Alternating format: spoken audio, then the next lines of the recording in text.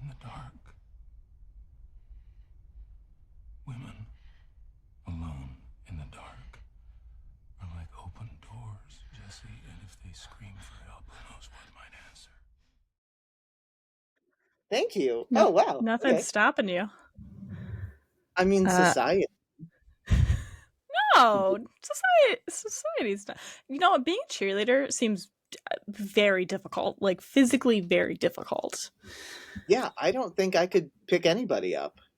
It is Not tough. like I that. did middle school cheer and then making the transition to high school cheer.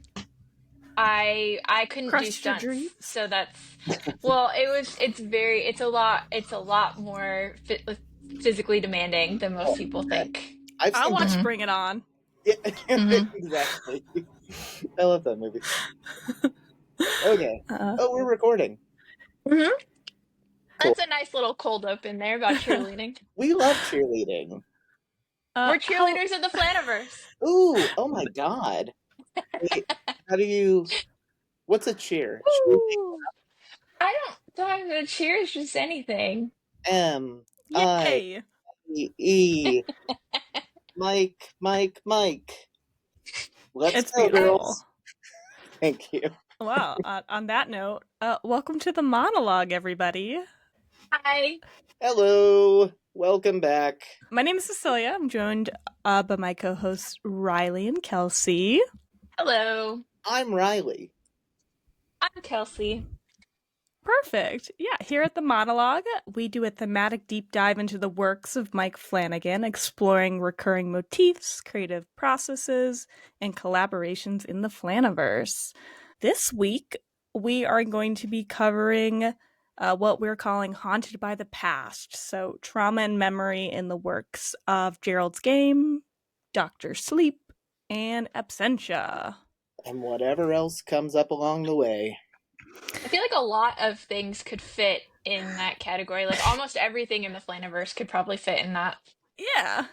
Oh yeah, there's some deep-seated trauma. I feel like we're always talking about trauma, guys. Trauma's part of life. I Yeah, mean, it is. the main part of life sometimes. It's everywhere, especially now. Oh god, yeah, in the year of our Lord 2025. Oof. It's still What do you going mean? on. It's going well. I have no idea what you're talking about. Well, they're burning down the Tesla dealerships now, so I guess parts of Burning it down are the going house. well. All right, yeah, little dance break. The works that we are going to be discussing deal a lot with trauma survivors, so really watching their journey through a very specific trauma that's happened to them, and them in their more adult lives and how they cope and deal with it, and how it really affects how they end their respective movies. That was a lot of blather. Sorry, I am a little sleepy. That's what we could rename the podcast, honestly. But yeah, I feel like this is going to be a very, very interesting episode as someone who has already written a whole essay about Dr. Sleep and memories and your mind literally being the place that all of your trauma took place at. So I'm excited to get into it and hear you guys' thoughts. Yeah, and I think we have a nice range. So if we're focusing on Absentia, which is like early Flanaverse, and then Gerald's Game is a little bit later. It was just before Hill House, right? Yeah, I think Gerald's Game is 2017, and then Hill House is 2018. 2018. So, and then Dr. Sleep was 2019. Yeah, I think it was that sounds right. Just before pandemic stuff. So it's still technically all early Flanaverse, but we have like early with Absentia all the way to like pre-pandemic. The evolution of that is very, very interesting when we talk about the way these movies end for each character as well. Varying degrees of ends for these different characters. So out of the three works, we have three main characters that are going through a trauma that they are clearly coping with. So we have Dan Torrance in Dr. Sleep. We have Jesse Burlingame in Gerald's game. And then I don't remember Callie's last name, but Oh, Callie. I do, because it's my first name. Yes. It's Riley. Ah, Callie Riley. Yeah, Oh. Okay. Trisha In and Absentia. Callie. Okay, so we've got the names of our three main characters. Yeah, and there's a lot of different traumas that are happening. Oh, Um, you guys want to talk about that? Should we talk about Absentia and just kind of explain the setup so that we can sort of go through each movie and watch the progression? Yeah, I think that works because Absentia is has a very different tone than the other ones. So Yes. it might be I good to start agree. there. What happens in Absentia? There's a man who's declared dead in Absentia. I guess that's why it's named that. yeah, I guess we kind of have dual protagonists in Absentia I in a do. I way. consider the sisters, because when I was doing my notes, I was actually thinking more about Trisha than I was Yeah. Callie, Katie Parker's character. I think I was thinking of Callie because of the fact that Callie is clearly dealing with her past trauma through addiction. Mm-hmm. And through drug use. And so that's a little more obvious, where I think her sister is really trying to use almost religion as a coping mechanism. We see her meditating a lot, like she's just trying to figure out how to cope with it. Yeah, or like maybe spirituality would That's a possibly better be. way. Yeah, because I'm not sure that we go into many religious themes, but I do think her kind of grief pulling her back into and kind of creating this loop in the film is sort of the angle that I was thinking about it from. But you can definitely see a lot of that with Callie's character as well, with like the drug use, and that comes up a lot in Flanaverse works as well. Because then we've got Luke from Hill House, and then we've got Riley with his alcohol addiction in Midnight Mass. So that is very interesting to see that it's been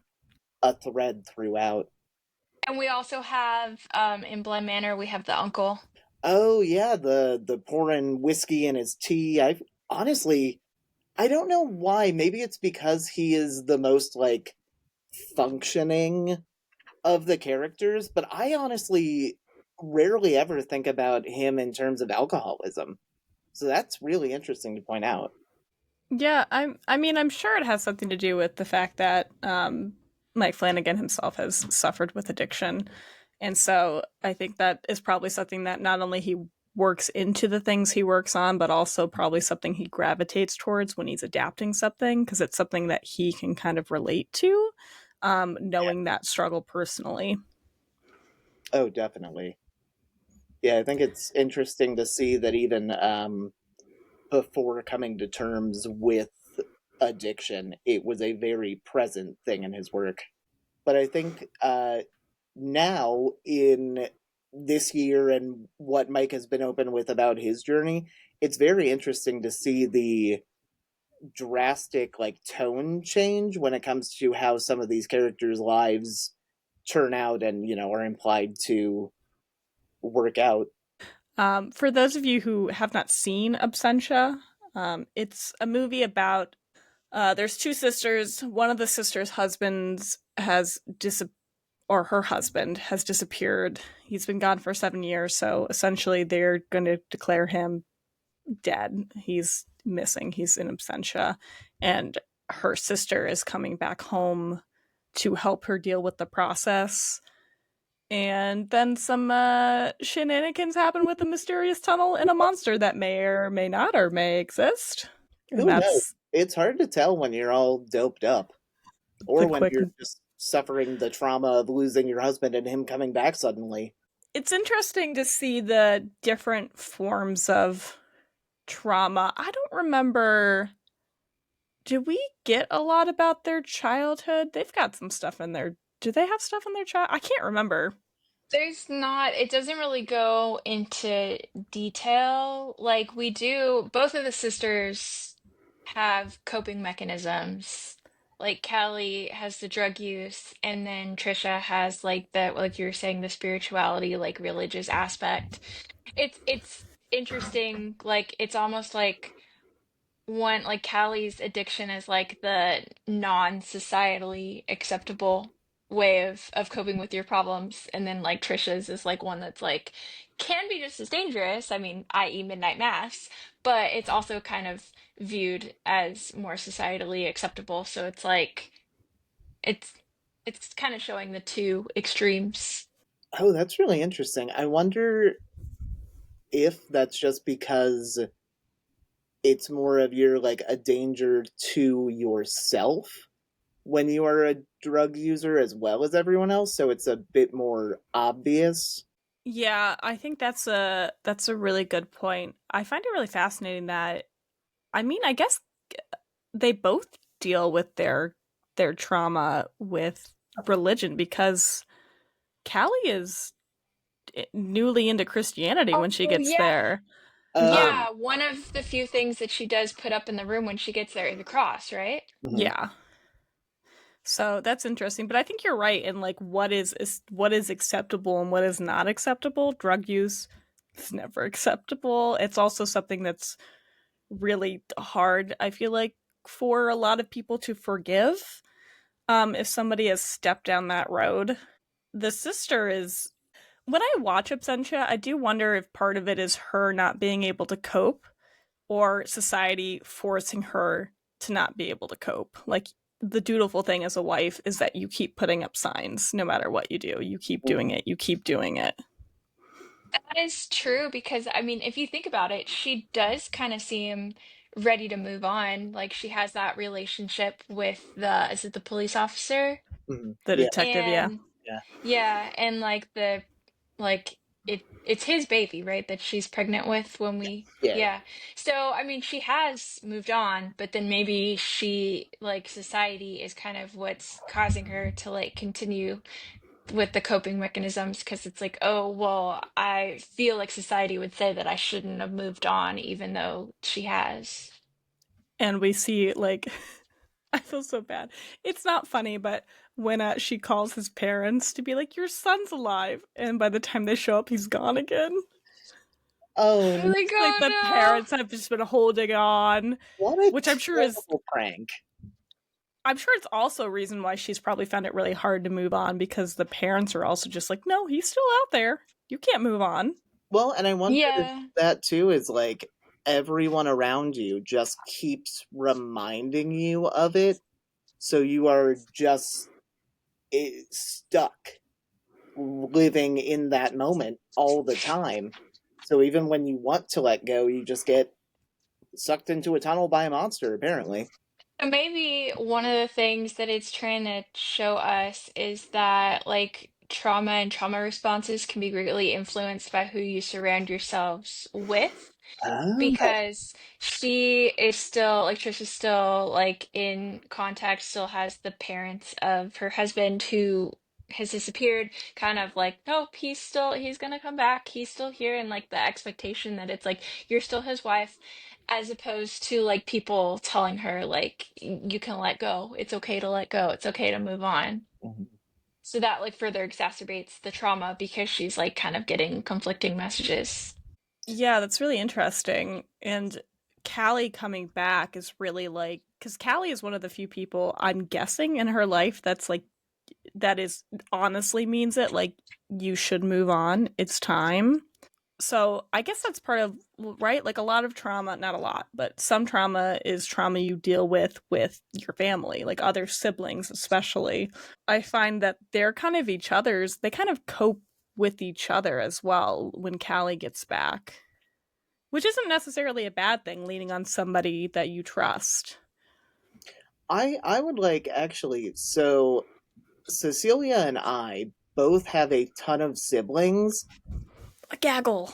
Yeah, too many, honestly. We should get rid of some. But like I wonder as an only child, because Ooh. I think I see a lot of like I can relate to a lot of the things that Mike writes because we are both eldest siblings, maybe. Siblings comes up in I think all of his work except for Gerald's game, so I would love to have an only child's opinion on any of that. I don't really. I guess the only thing that has really made me think about siblings and the impact of that would be Hill House because there's so many of them. I don't know. I never really, I mean, obviously, like Callie and Trisha are siblings, but I never really thought of that as being like a unique sibling bond. Because I mean, I have like cousins that I'm close with, and so that would be the same kind of thing. Hill House was the only thing where it was like, oh, like Hill House. I think I relate to Nell more because even amongst my cousins, like I'm the youngest, and so I was kind of always treated as like the in the younger sibling role. But I haven't really thought about how that would impact other works. Yeah, maybe that's something to talk about in a future episode. I just always find that very, very interesting. And Yeah. unfortunately, I'm a person who has to say, yeah, I relate to Stephen Crane the most because I'm the eldest sibling. And I'm like, yeah, I understand this experience. Get I your relate to assholes. now. Yeah, because you're the baby. I'm the baby. Yeah. That would probably fit in more with like a Hill House analysis Yeah, we'll have to circle because back. yeah, Yeah. because even though now that you mention it, like yeah, there are siblings in pretty much everything except for Gerald's game. It doesn't really become as central to the plot as it does in Hill House. But it is always, have mentioned, it is always family stuff. And I feel like that's also something that generational trauma is represented a lot in all of these works as well. Well, I just think that's you can still have generational trauma without having siblings. oh That's yeah, just no, that's generations what I before.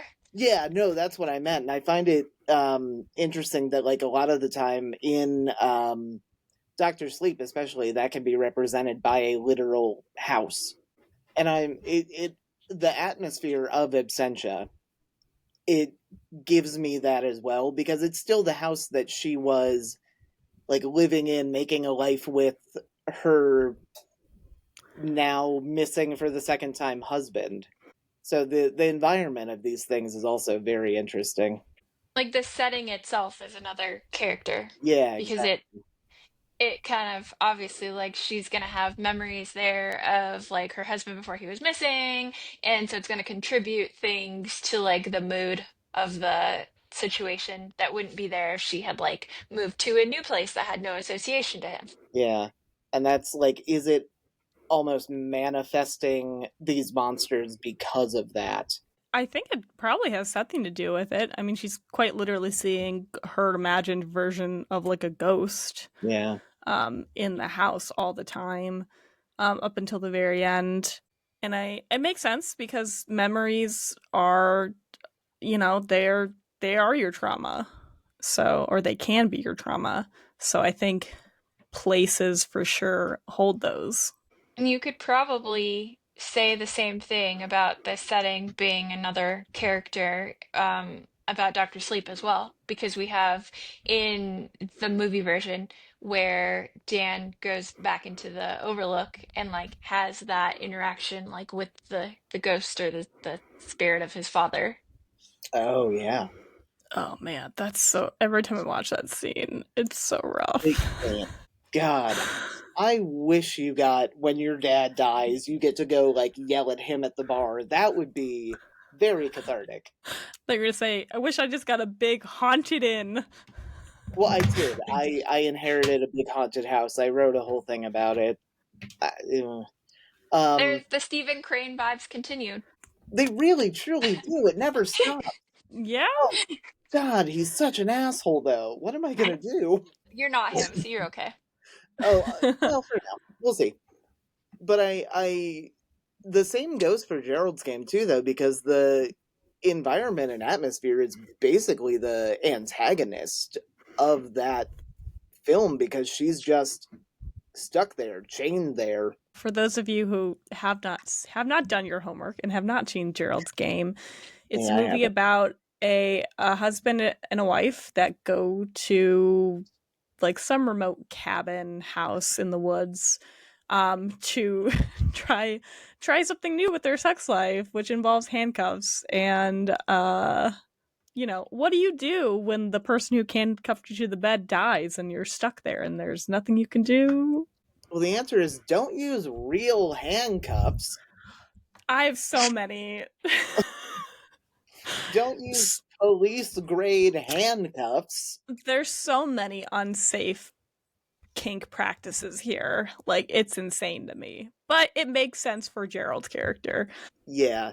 You guys want to scoot into that a little bit now that Yeah, I've okay. let's scoot into Gerald's game. There's no trauma there, right? It's very light. Oh yeah, there's It's really hard to figure out what her trauma might be. Oh. It's just sunshine and rainbows and puppies and butterflies. No, I Puppies remember for sure. Loves dogs. I remember an eclipse, not so much nice weather. I had to fast forward through that scene when I watched it because I was just like, I can't. No, I Most of can't. the time, Henry Thomas plays a guy who I would want to be my dad. Not this time. It's no good. And there's also, once you learn her backstory, Jesse, our main characters, it's pretty easy to see how and why she starts like dissociating and hallucinating. It's easy to see why, because childhood abuse, I don't think, is something that's going to linger forever, and you can definitely overcome it, but it's hard to even take that first step in like talking about it. I think Mike Flanagan does a really good job of, I think if you're somebody who can recognize the signs of trauma, you see the signs really fast from the beginning. And I think he does a good job of, without telling you, especially at the beginning, you can kind of figure out that like something might have happened, whether you don't know what exactly it is. It definitely is, you can tell it's a sexual trauma from the way she acts with her husband. But it's just so much worse than you would hope.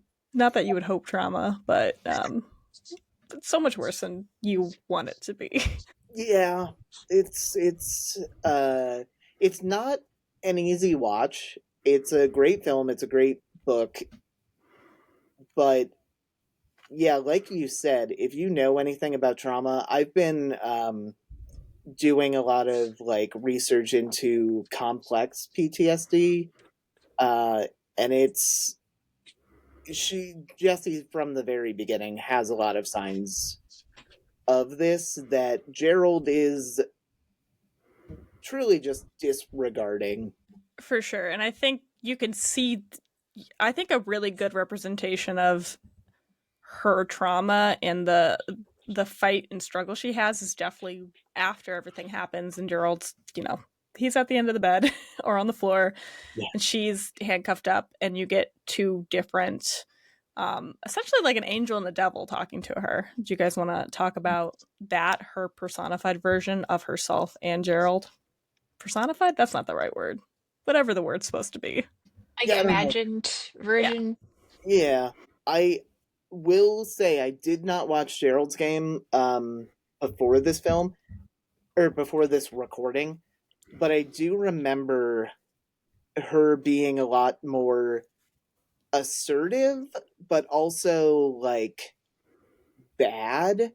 And I think that's what a lot of PTSD and abuse survivors, they have this version of themselves that is like, if I do anything wrong, I am bad. And I think, it's almost like blaming herself for what happened to her, just with the way you can see she views herself. Yeah, I kind of got that a lot more from Gerald's fake Gerald, his perspective, because he's definitely like the devil. Like, he's definitely the personification of her trauma. Like, essentially, like, you're stupid, you're dumb, you can't get out of this. I can't believe you'd ever think this. And then she's got like her actual self that I feel like is constantly trying to bust through, which is you've got this. Like, put the water back. Remember where it's very instructive. So it's almost very like clinical. in the way that like her mind, it's how she's surviving. It's her survival instinct being like, okay, let's be a little bit more methodical. Don't listen to him, and it's a lot of going back and forth. I'm wondering, because I've read the book more recently, this was not a thing that happened in the book with her like double, but there is a character that she talks to throughout, but I believe it was just a friend that she knew or someone who she thought was like, what I was describing before. But you are right now that I am remembering the movie a bit better. I haven't read Gerald's Game, but it's definitely cut down to being pretty much as soon as Gerald dies and he's on the floor, we get two different personas. That's the word I'm looking for. Personas. Oh, It's Gerald, her interpretation, her view of Gerald, which is also a view of herself through her own trauma. And then it's got like the strong self, the like surviving instinct of her to like keep her going through the trauma. And they do kind of bicker back and forth, and they're trying to get her to pay attention to them. And it's really through, I mean, in the end, she does save herself, but I think a lot of that is her learning to listen to that part that has kept her alive. That really helps her get out of it. The two voices like reminds me again of Absentia, how we have like the two sisters and like the two different like favorable versus unfavorable, or like societally acceptable versus non-societally acceptable, I cannot talk, ways of coping. Like the two voices for her, it's like like these are the good ideas that you need to do to save yourself, and like if you wanted to just kind of wallow in your pity and feel sorry for yourself, like this is what you could do. So it's like she does have like kind of the two options for like how to cope with her situation. okay. I like that. It's very interesting though that she finally does like stand up to Gerald after his death. So it's almost like she needed that to break free, like a literal representation of her trauma leaving. And then she gets gloved. Yeah, that's true. And rough scene. the like manifesting like the negative talk as Gerald probably made it easier for her to like not give into that. Mm-hmm. You know what I mean? So maybe that was something that helped her to kind of overcome that trauma, because if it was just kind of like two sides to herself, like I don't know if it would have been as it wouldn't have been as clear cut as it is by like making it the manifestation of Gerald. Yes. Yeah, I think that's perfectly correct. That makes a lot of sense. It would have been really weird if it had been two versions of herself.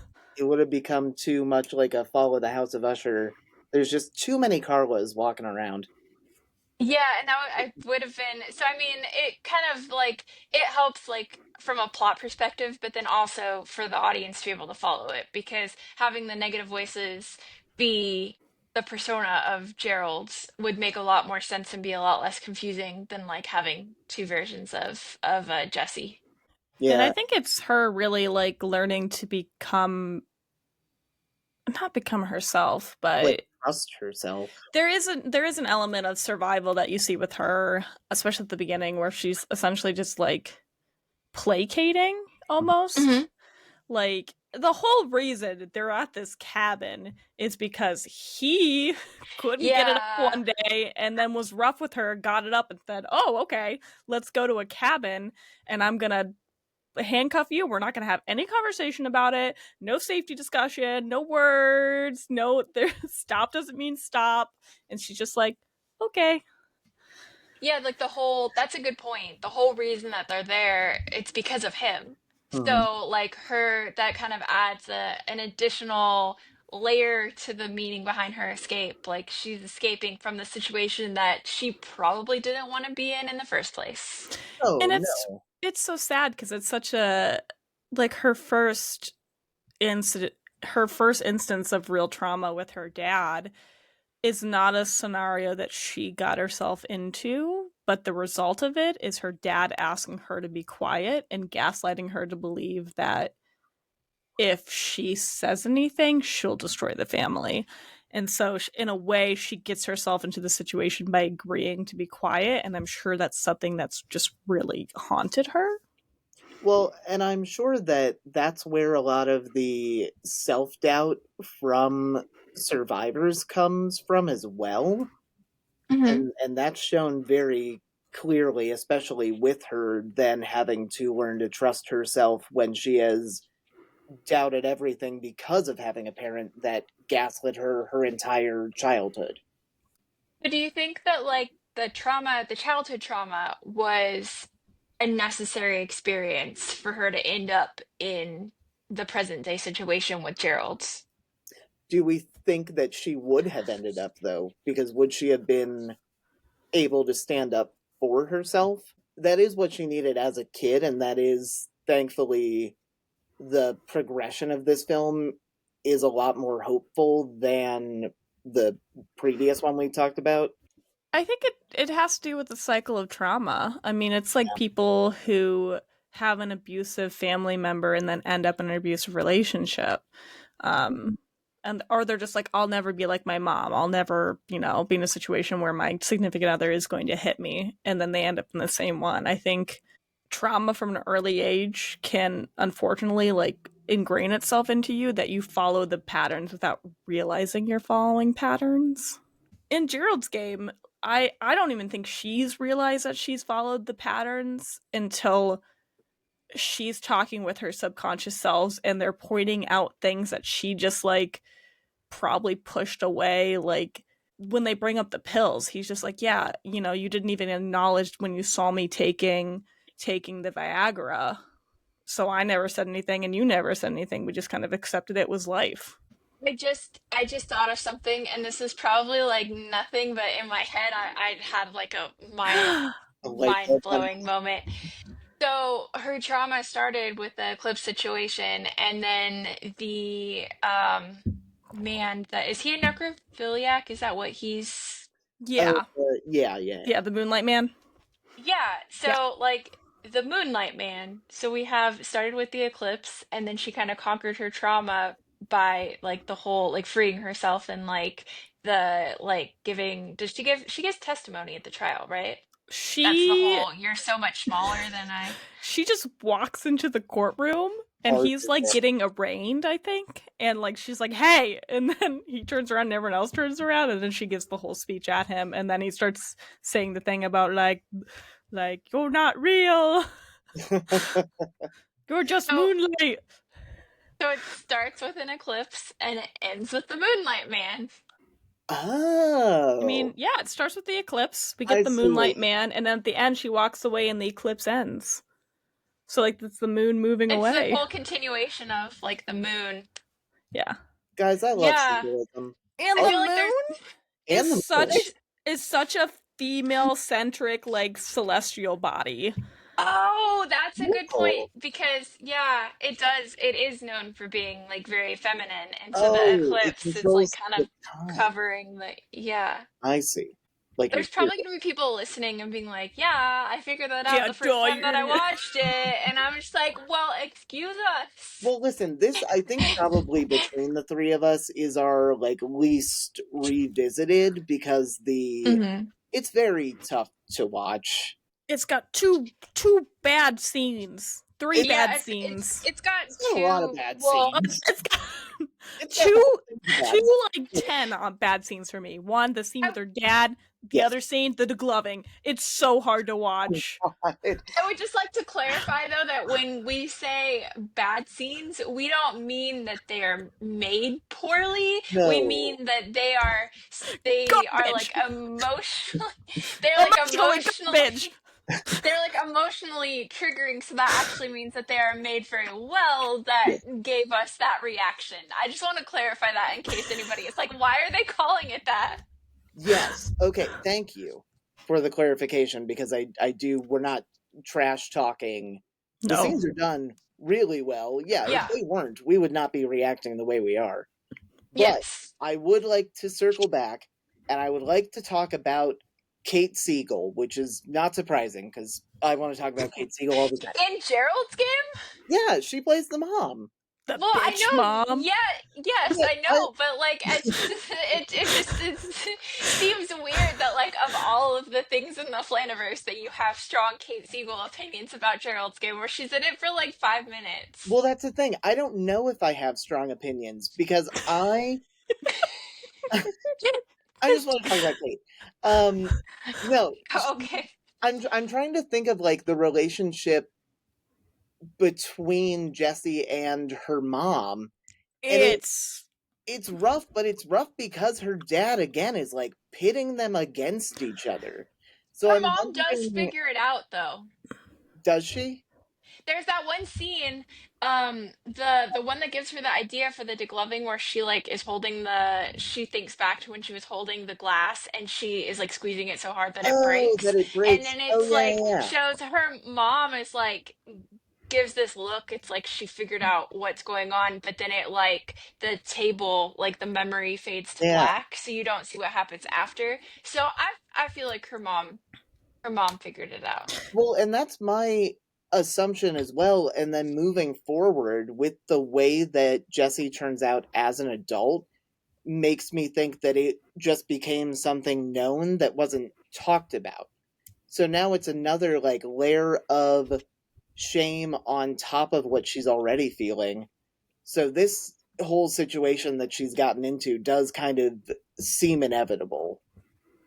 That's a good point because yeah, even though the mom does, it looks like she figured it out, like we don't know what happens next, so arguably it is just kind of dusted under the rug. Yeah, because we don't really get anything with like present tense about like her parents, about her siblings. Yeah. But in my mind, there's no way her mom didn't know because one of the classic signs of trauma is like Jessie, the day that the abuse happens, is wearing a shorter dress. And she even mentions it like, mom says she doesn't like it because it's shorter. She says it's too short. And then right after, the abuse happens, she's in a long sleeve shirt, long pants, and I'm sure she stayed like that. I mean, even like in the present tense, her lingerie is like so mild that it almost makes you think like this is the most she can do even for lingerie. Oh yeah, because I guess it's kind of I'm sure it was also probably much easier to film in a well, in probably a, yeah, just in for a skimpy get up. Yeah. sake, because she had to wear that Yeah. the entire time. Yeah. I mean, I'd never really thought about that, but yeah, I mean that does make sense because yeah, I do remember the comments about like the dress being too short and that it was like kind of revealing and then yeah, I didn't even pay attention to that, but that's a good catch. Well, and the thing that makes me think her mom also would not have admitted or whatever is because you're right, she was the one who pointed it out, and it comes off as like that she was asking for it kind of stigma that then happens. But like that's a little bit, Oh, if you sexualize children, you're weird. Yeah. yeah. And Like the clearly, Jessie never had a conversation like that. Never became a conversation she and her mom had. So Jessie will never know. Like, because I think her mom clearly knew, but was it something where like her mom like blamed her daughter, or it was something that she just couldn't accept had happened to one of her children by someone she thought she loved, and she just feels ashamed, and so that's why it never comes up. So we don't really know. Well, and I think that cycle of shame too is probably what you're seeing happen with Jessie and her mom. So yeah, not Yeah, a good place to be in for anybody. we don't really know a lot about Jesse's mom, and if there's cyclical abuse happening, maybe that's why Jesse's mom was like, "You can't wear that; it's too short." Oh God, yeah, Trauma's a wild thing. yep. But you can break the cycle. You just have as to we either go to a Yeah, lot of therapy or peel your hand off. peel your hands off, one or the other. or go to a haunted hotel and have some words with the ghost of your father. Ooh, square up with your dead dad. A dream come true for all of us. Yeah, Me, no, I'm the only one with a dead dad here, I think. Yep. Yeah. Whoops. Wow, what a fun segue. Let's talk about Doctor Sleep, which is just like Gerald's Game, it's a Stephen King adaptation. It's the sequel to The Shining. The movie version is a little different than the book version, because the movie version has to balance both the Kubrick film and the book. But it's essentially we catch up with Danny Torrance as an adult and his relationship with another child. She's a teen. I guess they meet when she's a child, sort of. Another kid who's shining, and then the threat of a group of people who like to kill and eat the essence of people who shine. Oh, The man. true knots. The true nuts. Those people are crazy. Hey. I'm so sorry, guys. Yeah, Dan Torrance. What a guy. He's going through it. He is not coping well. I mean, can you blame him after everything that he saw in the Overlook when he was Still little? seeing. Yeah, it's still seeing. Followed him out of the hotel. What a great representation of trauma, though, to just have literal ghosts following you all throughout your life. Really, truly. It's like, hey, remember that bad thing that happened to you? Oh, I was the bad thing? I like the very straight metaphor of boxing up your trauma, and then once you finally release it, it saves you. Yes. Oh, man. We love bottling up our emotions here on the Monologue podcast. It's just, yeah, that's interesting now that you mention it, because in real life, I feel like most like psychiatrists would be like, no, don't bottle that up. We have to figure out what's at the root of it so we can get through it. Yeah. But if he had done that and gotten rid of it, it wouldn't be there to help him. Well, he doesn't get through his trauma until he's able to quite literally let all his ghosts out of the box.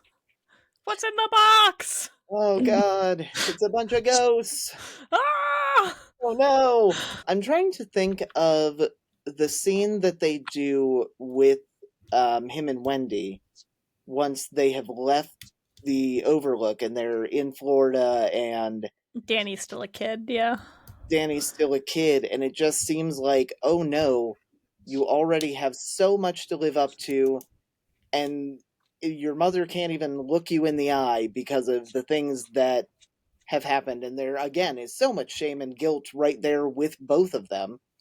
And at no point did they, like, confide in each other, because I think Wendy dies pretty soon. She dies when he's 20. Yeah, she's not around for too much longer of his life. And I Yeah, feel because like he's that in is his something 30s, 40s. I would I think assume. he's in his 40s. Yeah, I would assume Ewan McGregor, when he played him, was probably like, what, late 40s maybe? I'm not sure how old he is right now, actually. But yeah, we would assume it's about then. Doctor Sleep takes place, well, it was present day when it came out, right? Oh, yeah. So, If we're basing it on that, it would be, what, 30? Yeah, so Yeah, he probably about was 40. 40s. I would love to take my entire family to therapy with me and just force them to, like, talk through everything. And in this film, I feel like Danny could have benefited from that so much, because he has trauma bonded with his mom, but now it just becomes like a shame spiral. I mean, I don't even ever think he really confides in his mom like she probably wants him to. He just kind of literally boxes and bottles it up, and then he tells her, I'm fine. And Well, then he and just I keeps mean, saying, I'm for fine. her sake, I'm sure, too, because he doesn't want her to have to relive that.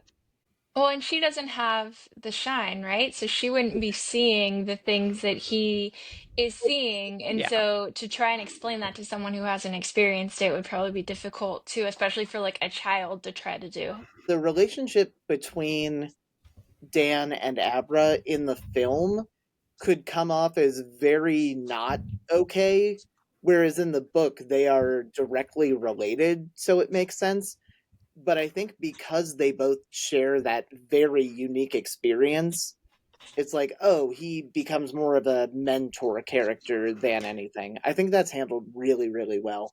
Yeah, I think they do a good job of establishing that with Dick Halloran, and the fact that he comes back a couple times, so really drills in the fact that, like, look, I mentored you, I was mentored by my grandma, you gotta mentor this girl. I personally like that in the movie version that they're not related. It's kind of like how in the Star Wars sequels, originally Rey wasn't supposed to be related to the Skywalkers or like the Palpatines or anything, and it was like just anybody can have this power. So in the Mike Flanagan Doctor Sleep universe, anybody could have the shine. It's not like explained away by like, oh, like you are related to like this family. The mighty Torrances. I think it also makes everything less messy because, like, I understand why Stephen King wrote it that way, but then now it's like, oh, Jack is off having affairs that we didn't know about, and like, if you've read the book, he's got so much more shit going on. He doesn't have time for that. But So I wonder, like, based on the book's logic, then, like, since we find out that Abra and Dan are related, so would that mean that, like, all of the kids, like Baseball Boy and like the little girl in the campground, would they all have to be descendants of the Torrances for that to work? I wouldn't think so, right? Because like, I haven't read the book. My guess is that's the reason why Danny and Abra have such a strong connection. Like, he's not connected with the other people that shine. But then Abra has a strong connection with the Baseball Boy. I don't know either. I haven't read the book, so unclear. I haven't either. I know the major differences, but other than that, And yeah, I have read the book, but it was a couple summers ago, so I don't remember. But yeah, that would just be interesting if you think about like in order to have the shine, you have to. But anyway, yeah, that would make the Stephen King universe even more confusing than it is because so many of his characters are have the shine. shining. Right? Mm-hmm. Aren't all the kids from It supposed to like have the shine? I think most, like, any main character with like Charlie from Firestarter for sure does. Probably all the kids from It. Which if they're all related, that makes things even worse. Yeah. Yeah. We don't want to go there. Speaking of trauma. God. If this was a Stephen King podcast, that would be a good one for talking about trauma. But you know, that is the King cast, and we're not going to infringe on their territory. So yeah, no. Yeah, we'll migrate them over here at some point, probably. But yeah, we'll leave it over there for now. Yeah, so I mean, I feel like the clearest way that Danny deals with his trauma is by also becoming an alcoholic and quite literally using the phrases his dad has said at him. Like, he gets in a fight in the movie and he goes, "Take your medicine," then punches a guy. I'm like, ooh, yikes. Yeah, he really internalized that.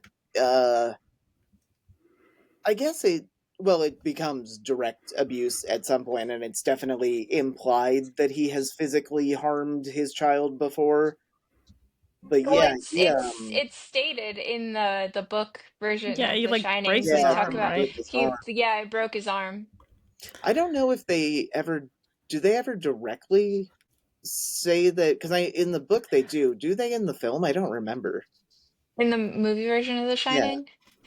Yeah. I just rewatched it recently. I think there's a scene in the doctor's office, I think, right? Where Wendy is taking Danny to the doctor. So I think it's mentioned. And then I think he might talk again about it. Jack might talk about it to Lloyd. I haven't seen The Shining in a minute, so I can't remember. But I feel like there is another conversation that he either has with somebody that he was just like, I didn't mean to do it, but it happened. Or I think you're right. Abuse and drinking, those are great things to leave as your legacy. Yeah, we love turning into our parents, especially when we've trapped ourselves in the place that our parents abused us. No wonder this man is drunk and doing heroin. It's bad, and then he leaves that poor mom and her baby. That, and I still don't know if she actually died or if the thought of it just haunted him, but that is one of the most terrifying things I've seen in a movie. I think it's meant to imply that she did, because with the shine, I think he can see what actually happened. But I Oh, mean, that's true. I could be wrong. No, that makes sense because in my mind I was like, it might just be the literal guilt of that, like knowing he left her there, but it also could be a literal ghost. And that's the thing about trauma. It fucks with your head, and sometimes you don't know what's real and what's not, which is also probably why Danny is locking away all of these ghosts in his mind palace. Danny having to go back to the hotel, that's another level of trauma. And him having the whole conversation with his dad that is not his dad. Maybe it's his dad, maybe it's the hotel, maybe it's both. I'm going to say probably both. And for the, purpose of the film and Danny's journey, I'm going to say it's his dad because he needed it to be. But we remember we said earlier that like the building, the setting is also a character. So Oh, I think it would fit for it to be both, because then him getting that oh, moment, it's like resolution of the issues with his dad and the issues from the hotel itself. But it's definitely more satisfying that the actual hotel is still there in the movie version, because in the yes. book version it just all these events take place on like the land where the hotel used to be, and it's just not the same level of Catharsis that you get when he burns yes. the place, he literally destroys his trauma. Yeah, Yes, yeah, it's more, no offense to Stephen King, but I feel like that was a more satisfying ending for that story. yeah, And I mean, it makes sense that Stephen King couldn't have it in the hotel when he decided to destroy it at the end of the first book. So, um, Yeah. but it was fun that Mike Flanagan got to kind of play around and be like, well, what if the hotel is still there? yeah. Oh my Hmm. God, the some of the like set design and set pieces in this film also add a lot to, because if you're watching this film, you've probably watched the Kubrick version of The Shining, so you're familiar with like the doctor's office is set up literally exactly the same, and just kind of watching Dan have to live in his dad's shadow is so interesting. I wonder if too the book had been called unadaptable so many times for so many reasons, but the Overlook not existing, I feel like had to be a big one. So being able to kind of appease all of the fans of the book and the film and the miniseries, you kind of needed it to physically be there. Yeah, it just makes a lot of sense. It just fits better for like the resolution of trauma. So, Yeah. Yeah. Speaking about the resolution of trauma, the last thing we get of the movie is because the when Danny finally learns how to kind of like lock his trauma away, it's him with the woman in the bathtub in 237, and that's how the movie ends with Abra doing it. So the ghosts are still alive, the trauma is still there. I guess you just can't. There are some things you just can't set on fire and explode with boilers. Well, and I think it's also like you don't necessarily want to forget the things that happen to you. You just want a better way to cope. Like in Absentia, the main characters are implied dead by the end of that film, and it feels very hopeless. In Doctor Sleep, at the other end, years and years later, Dan is not alive by the end of the film, but it feels so much more hopeful because of what he has done for Abra. And I think that's what it's all about when it comes to any kind of generational trauma, is just breaking that cycle and making it easier for the people who come after you. Abra is not going to have to like hide as much of herself that Dan had to. Yeah, the difference in Danny not being able to tell his mom what happened and Abra specifically talking to her mom. Yeah. Great scene. Great way to wrap that film up as well. It's very bittersweet, but it is very uplifting and very hopeful. it is. It's definitely a tonal shift from like Absentia. It's like they kind of fell into grief and trauma. Like there was no way around it. And then Abra has been essentially freed from this generational trauma curse because of Dan. It really shows also the journey that Mike has had with his sobriety and everything else, that that viewpoint can change and things can get better. Yeah, that's a good point. I didn't think about that, but yeah, that does kind of, because at the time when Absentia was made, it might have seemed all encompassing and like it was always going to be there. And then he had gotten sober by the time they filmed Doctor Sleep, right? I think he was going I through think it during. it was like during the filming of it, right? So it's kind of like there is a light at the end of the tunnel and you're not stuck in the tunnel, like literal tunnel in Absentia, but Oh yeah, literally. No, yeah, I love that. And even like you pointed out, yeah, I think that was the beginning of Mike's sobriety journey. So even just taking that first step and knowing that something good could come out of it, it's very hopeful, it's very nice. yeah. It's really nice. Sorry, I was trying to get this cat to jump on my lap. I thought I heard a cat somewhere and I wasn't sure if it was like one of them here. Usually anytime there's any kind of recording, Nora shows up, but she's not. I haven't So I don't know. yet. Well, there's still time. We should probably wrap this shit up so I can get beat at trivia. Oh, there was It's one not other trivia, it's a game, right? Oh, that was like bar trivia? I don't know. I'm gonna watch Jeopardy later. So Maybe. you were okay when we did Horror Struck. Every once in a while, I would just have like a random game. It's just like that. Yeah, it's not anything stressful. Yeah, I have to win it though. No, you don't. Even if you physically, mentally, emotionally cannot win, I need to win. Okay, well, I should give you the so today I subbed kindergarten for part of the day. I should give you the affirmations that the teacher was giving the kindergartners in the oh morning. my god, yes. I am strong. I am strong.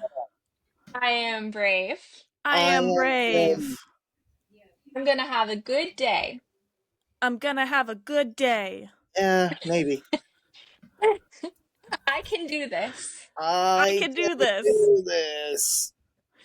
Kels would be the best, like, trauma, like imagine person to ever have, like, when you're going through crisis. Oh, if I What do you mean, imagine, like person talking in someone's mind? Yeah. Up and you're like, you would be... Rip your head off. Do it! Think fast! You got I mean, I feel like it comes with the territory. Like being a teacher, you kind of you're a cheerleader for your kids or your students all day long. So it's like and we started talking with cheerleaders and we're ending talking about cheerleaders. Oh, it's perfect. It's all come full circle. It just goes with trauma really well. Cheerleaders for trauma. To get rid of trauma, not to have more trauma. Trauma! Yay, trauma. Go trauma! Woohoo! Okay, thanks everybody for joining us. We'll Thank catch you next week.